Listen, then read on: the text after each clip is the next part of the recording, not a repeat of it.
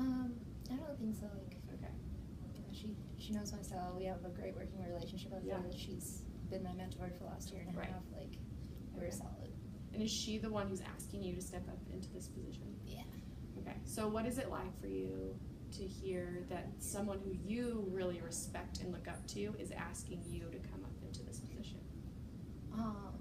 It feels really awesome. It's not a great descriptor, but It's okay. it works. No, it feels great. It feels like they have a lot of confidence in me. I guess looking past all those fears, the more core fear is just I'm worried that they'll see me like how I see me in my job. Like, I'm very much that perfectionist. Kind of like it comes back to that kind of that competency thing again. And that they'll actually see that I'm not as good as they think I might be. And that I will like kind of screw that up. And that's kind of like the underlying fear is just screwing everything up. Yeah, that's great that you can like identify that. So your fear is that you aren't good enough at your job. Yeah. And that other people might see that. Yeah. Okay. So when you're at your job day to day, how do you think that you're not doing the job as well as you could? Yes. Or as you should? Yes. Okay. What makes you think that?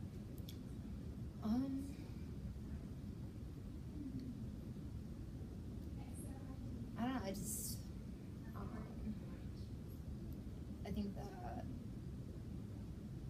like, for me, like, my rapport with the kids or, like, the amount of work I get done, while I do acknowledge that it is substantial and that my rapport is really great with the kids, that there's so much left that's always left undone at the end of the day, or that I find those, like, tiny little mistakes that I just kind of nitpick at.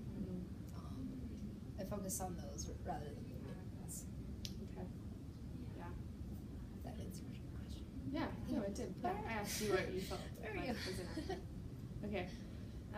So it sounds like you want to be perfect at your job. Yeah. Do you think that's a realistic expectation? Not at all. Okay. Do you think other people expect you to be perfect at your job? Not at all. Okay. Have you ever had conversations with your supervisor about feeling like you're inadequate? And what were those conversations like? Pretty much just kind of questioning your decision. Like, are you sure you want me to do this? Like, and pointing out all these mistakes. I think her exact words were, "Shut up. Yes, you can do this." Okay. Yeah. Okay. So even through those conversations, that fear persists. So worst case scenario, like you make a tiny mistake, like what happens? Like, why is that a failure? I'm not really sure.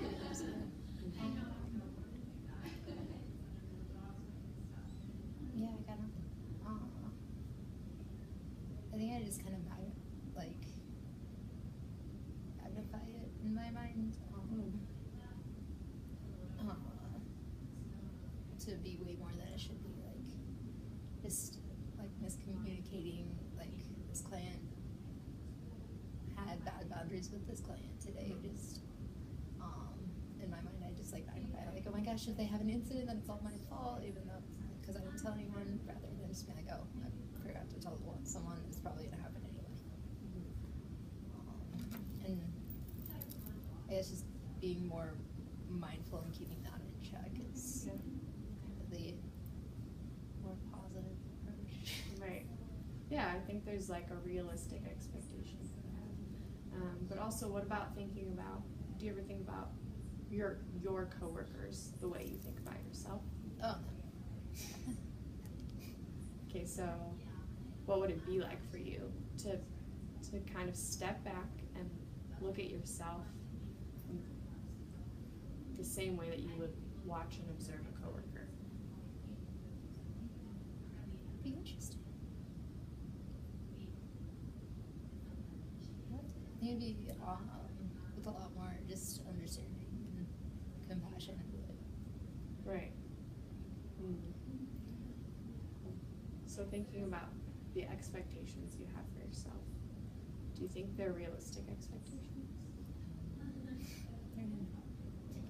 So do you want to change your expectations? Yeah. Okay. That'd be great. Yeah. Okay, so that's kind of, we've been talking about like your fear in taking the job, right? So then let's talk about your fear in not taking the job. What is that? Tell me a little bit more about that. I guess in that, I'd just be missing a great opportunity.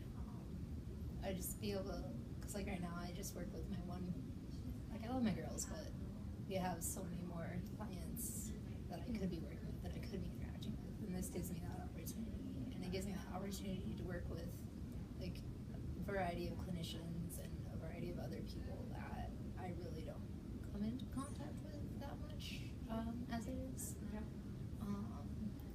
And I think having that supervisory experience would definitely push me out of my comfort zone, and help me to develop my professional skills. And so, like, not taking that, I would be missing out on that huge opportunity. And also, I think I have a lot of ideas and insights that could potentially be utilized within the company to help our clients and help our staff feel more safe and more comfortable. And in that role, I could be more heard, but I mean, if I don't take that, then there's that fear that that like I won't be taken seriously and I won't be able to make those connections. Yeah. So what I'm hearing is that your fear of not taking the job is really like pros for taking the job. Indeed. Like, because every time it's like, well, I'm afraid that if I don't, then this awesome thing will happen. Fair enough. That feels like a lot of weight to me. It feels like a lot of like desire, and I don't know, I hear passion in your voice, even of like wanting to have more influence and input in the things that are going on. I think that's definitely true. Definitely.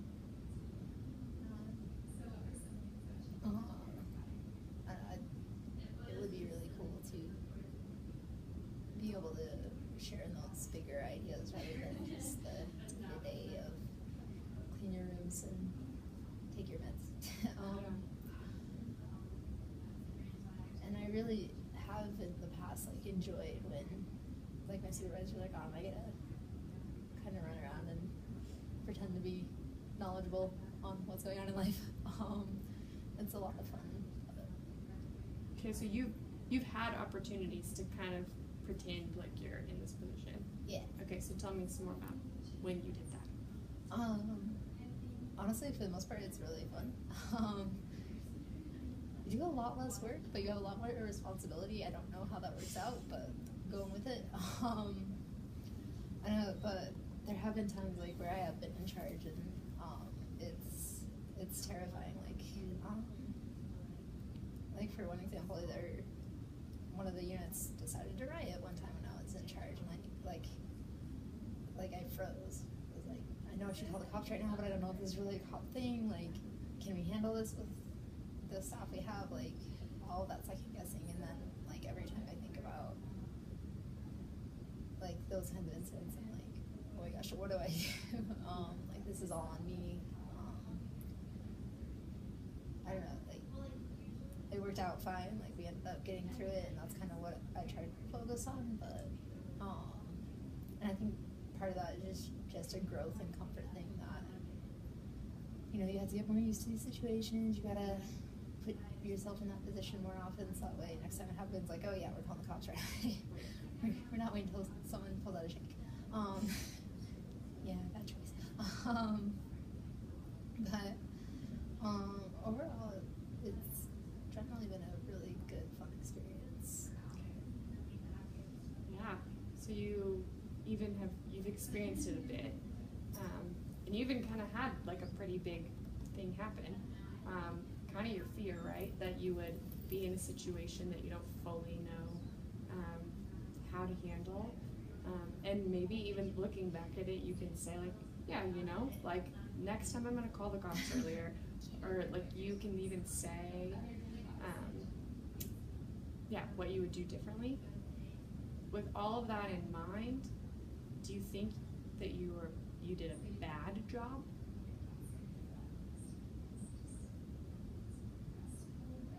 Or that you weren't doing an adequate job, even? Yeah, I wouldn't say I did like a bad job because no one got hurt and we got it figured out, but I didn't think I was up to par. Right. Yeah. Yeah. So you were really wanting that perfection. Yeah. And really fearing that like when you're not perfect, it's not going to be okay. Yet you've had a situation where it wasn't perfect, and was it okay? Yes. Okay. Well, just like logistic questions, like what's training gonna look like in this new position? For me? Yeah. Oh, sorry. Pretty much it's kind of on the fly training since I'm technically already trained on most of it. Most of the rest of it will just be paperwork training and kind of in the moment corrections. Okay. Will you have any sort of shadowing or anything? Maybe just thinking in terms of helping you feel more comfortable in the position. Would your current supervisor be able to shadow you for a while and maybe even just like speak into areas where she can see that, yeah, you need to grow here, and is there going to be any opportunity for that? Do you know? It wasn't mentioned, but it's a great idea that she would definitely be down for if I bugged her enough. Yeah. Okay. In your current role, is there any sort of like performance reviews or any sort of that goes on that gives you a better sense of what your bosses are thinking of you? Yeah, we do annual performance reviews. Pretty much,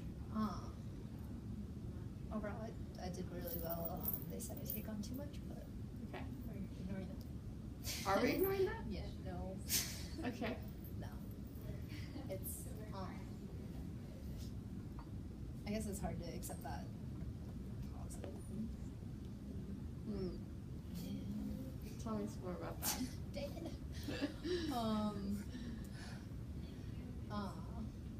No, just kind of go back to that, like, I see all these little mistakes, but no one else really notices or cares.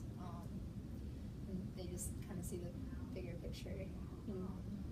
And I just want to point them out to them, like, no, I'm not there yet, but they definitely just push you forward. It's really annoying, but it's how they do it. Okay, so you're really not okay with even accepting the positive feedback? I'm good with positive feedbacks, but it should be balanced. Okay, you want to hear some negative things. Or like rumor. Okay, yeah. Have you asked for that? Yeah. Okay, and the answer is? Just keep doing what you're doing. Okay. That's all I get. Okay.